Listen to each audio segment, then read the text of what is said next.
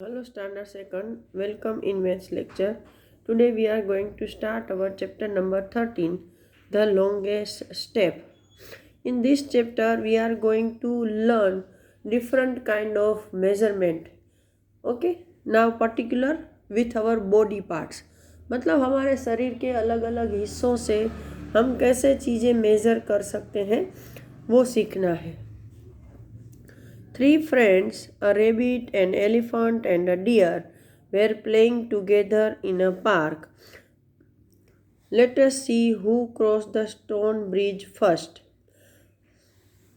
यहाँ पर तीन फ्रेंड है, एक रेबिट है, एक एलिफेंट है और एक डियर है. वो सब खेल रहे हैं पार्क में. तो वो क्या बोल रहे हैं कि चलो हम में से देखते हैं कि कौन ये जो पत्थर का ब्रिज है ये वाला वो सबसे पहले पार कर लेता है. But both of you run fast and I move slowly. I know that one of you would cross the bridge first. I don't want to play the game. लेकिन हाथी ने क्या बोला कि भाई मुझे पता है कि डियर तुम और रेबिट दोनों ही फास्ट भागते हो, तो तुम में से कोई एक ये जल्दी पार कर ही लेगा, मैं तो धीरे धीरे चलता हूँ.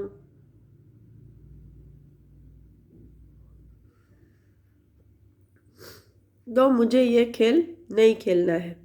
तो रेबिट क्या बोल रहा है, don't worry, let's make a rule, we will not run, we will walk.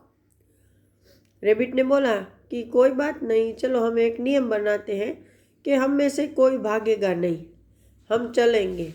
ठीक है, तो yes it will be fun. फिर वो बोलता है कि ठीक है, फिर इसमें मज़ा आएगा. They started the game. Surprisingly at the end the elephant won. Can you tell why the elephant won. कि लास्ट में उन्होंने देखा कि एलिफेंट जीत गया. तो एलिफेंट क्यों जीता, तो देखो एलिफेंट बड़ा है, वो उसके कदम जो चलेगा वो भी बड़े बड़े होंगे, तो इसलिए वो जो दूरी है वो कम समय में कंप्लीट कर लेगा. जबकि डियर और रेबिट वो छोटे हैं, तो उनको वही दूरी तय करने में ज़्यादा टाइम लगेगा. Who take the biggest step. तो सबसे बड़ा स्टेप किसका होगा, तो जो कम समय में काम ख़त्म कर लेगा उसका स्टेप सबसे बड़ा होगा. स्टेप मतलब एक कदम. तो इनको आपको क्लास में एक्ट करना है, आप अपने घर पर भी कर सकते हो. नाउ यहाँ पर कुछ और स्टोरी है. ये एक लड़की है, एक लड़का है. I seat here, I will find out how far my friend is seating. ये बच्चा क्या बोल रहा है कि मैं यहाँ पर बैठा हूँ और मेरी फ्रेंड कहाँ बैठी है वो मैं ढूंढ सकता हूँ.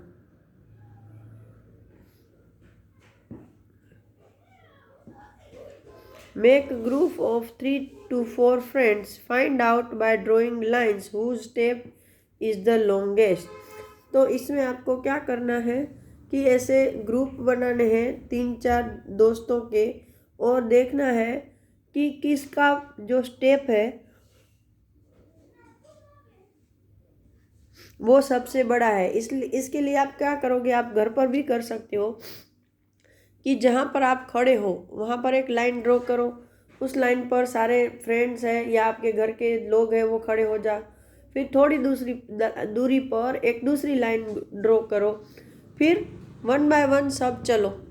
ठीक है, और देखो कि उतना डिस्टेंस तय करने में किसको कितने फुट स्टेप लगे. ठीक है, कितने कदम वो चले.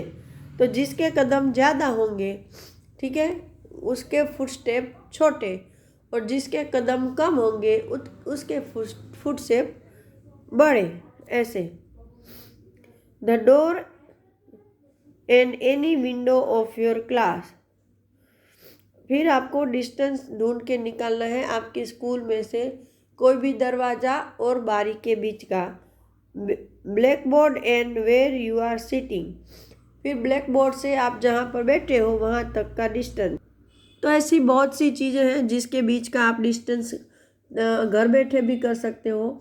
जैसे आपका किचन है, किचन से लेकर आपके घर में कोई भी एक अलमारी है या घर का दरवाज़ा है, वहाँ तक का डिस्टेंस, घर के मेन रूम से गेट तक का डिस्टेंस, ये सब तो फुट स्टेप से आप उसको मेज़र कर सकते हो।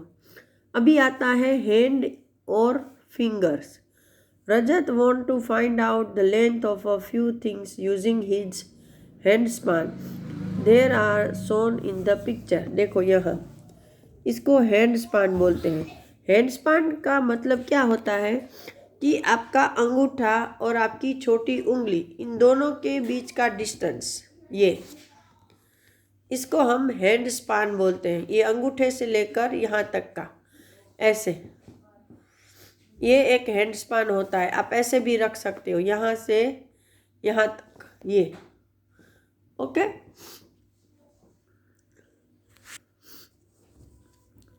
Can he use hand span to find out length of all this.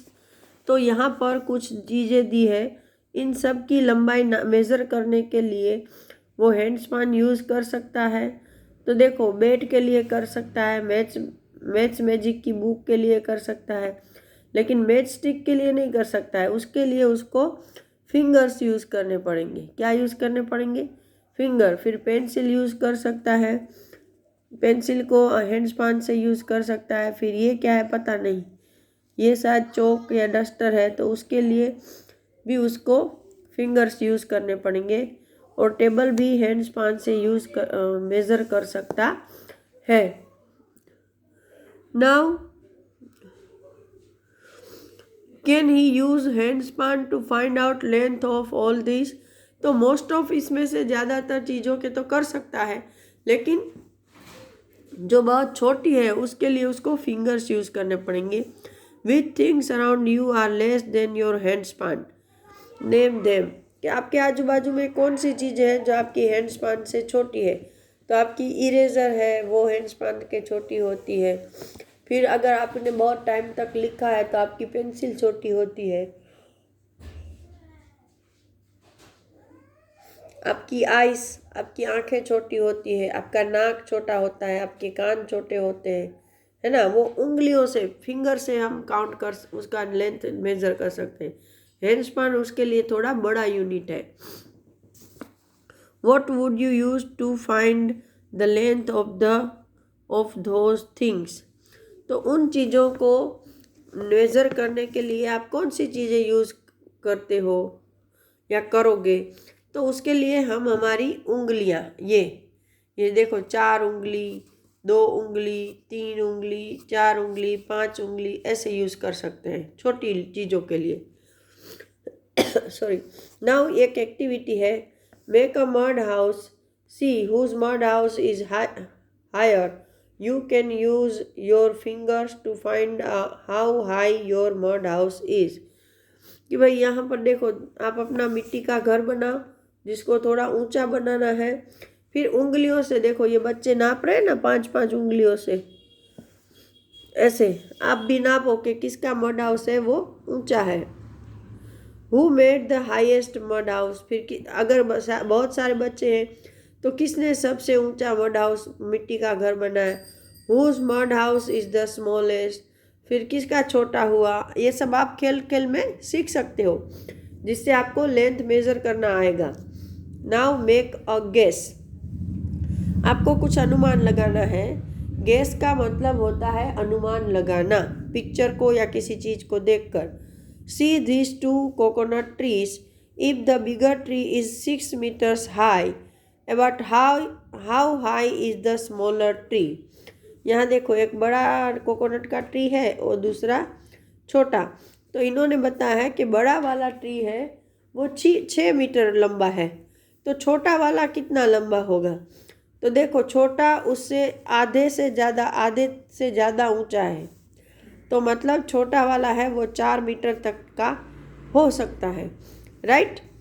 Now on the next page, check your guess. Guess the length of height of the things shown below and find out length to check your answer.